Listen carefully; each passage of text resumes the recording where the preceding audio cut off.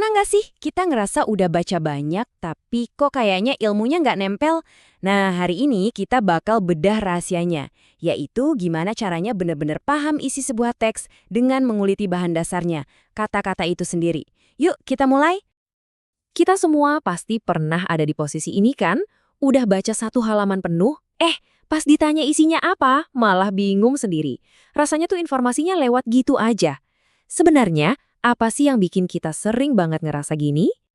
Ternyata jawabannya itu bukan sekedar ya udah baca aja lagi yang banyak. Bukan itu. Kunci utamanya justru ada di pemahaman kita soal jenis-jenis kata yang dipakai dalam tulisan itu. Begitu kita kenal senjatanya, kita bisa bongkar makna terdalamnya.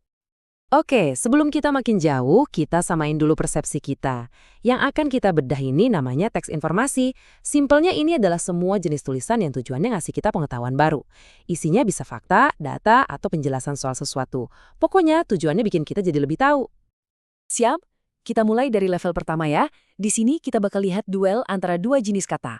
Yang satu ngasih gambaran besar, yang satunya lagi ngasih detail yang super tajam. Inilah dia, pertarungan antara kata umum versus kata khusus. Nah, kita kenalan dulu sama yang namanya kosakata umum.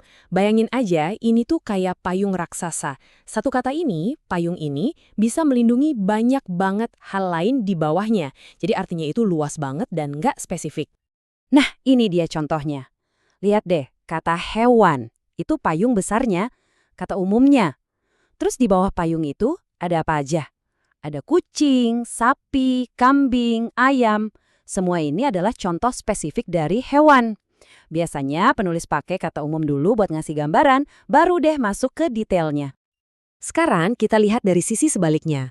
Kosakata khusus, ya sesuai namanya, dia itu khusus. Artinya sempit, fokus, dan presisi. Kata-kata inilah yang tadi berlindung di bawah payung kata umum.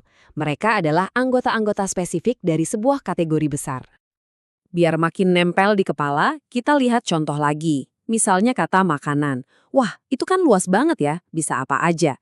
Tapi, begitu kita sebut nasi, pecel, atau bakso, gambaran di otak kita langsung jadi jelas banget. Nah, inilah fungsi kata khusus. Ngasih bukti nyata, ngasih contoh yang bikin ide jadi nggak ngambang. Jadi kesimpulannya gini, kata umum itu artinya luas kayak hewan buat ngasih gambaran besar. Sementara kata khusus itu sempit kayak kucing buat ngasih detail pendukung. Kuncinya saat membaca adalah perhatikan gimana penulis bolak-balik antara yang umum dan yang khusus. Disitulah letak alur pemikiran mereka. Oke, dasar-dasarnya udah kita pegang. Sekarang, yuk kita naik level. Kita akan masuk ke dunia bahasa rahasia para ahli di bidangnya masing-masing. Ya, kita akan ngomongin soal istilah teknis. Definisi ini ngejelasin semuanya. Istilah itu bukan sekedar kata biasa. Dia itu kayak kata sandi yang punya makna super spesifik di dalam sebuah bidang. Entah itu ekonomi, teknologi, atau kedokteran. Kalau kamu tahu istilahnya, kamu bisa masuk ke dalam percakapan para ahli. Biar gampang, kita bisa kelompokkan istilah ini jadi 3 jenis. Pertama, ada istilah populer. Ini yang sering kita dengar. Kedua, istilah kajian yang lebih serius dan ilmiah. Dan ketiga, ada istilah serapan yang kita pinjam dari bahasa lain. Yuk kita bedah satu-satu. Istilah populer itu ya bahasa kita sehari-hari, semua orang ngerti. Nah, kalau istilah kajian, ini bahasanya para ilmuwan.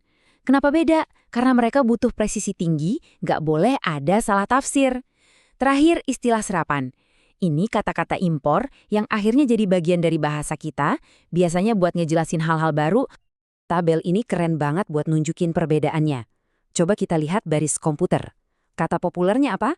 Internet, semua orang tahu. Tapi kalau di kalangan akademisi atau programmer, mereka mungkin lebih sering pakai perangkat lunak. Ini istilah kajiannya. Terus kata serapannya, sistem. Dari satu bidang aja kita bisa lihat ada beberapa lapis bahasa yang dipakai kan? Nah, pertanyaannya sekarang, buat apa sih kita repot-repot belajar semua ini? Jawabannya sederhana. Biar kita nggak cuma jadi pembaca biasa. Dengan bekal ini, kita bisa jadi semacam detektif kata yang mampu membongkar makna dari teks serumit apapun. Oke, jadi ini dia alat-alat yang bisa langsung Anda pakai. Tiap kali baca teks informasi, ingat tujuannya, nambah ilmu. Terus cari polanya. Kapan penulis pakai kata umum buat gambaran besar, dan kapan dia pakai kata khusus buat ngasih detail. Kalau ketemu istilah yang aneh, jangan dilewatin. Justru itu petunjuknya. Anggap aja itu kesempatan buat ngintip cara berpikir seorang ahli. Dijamin, cara membaca Anda bakal berubah total.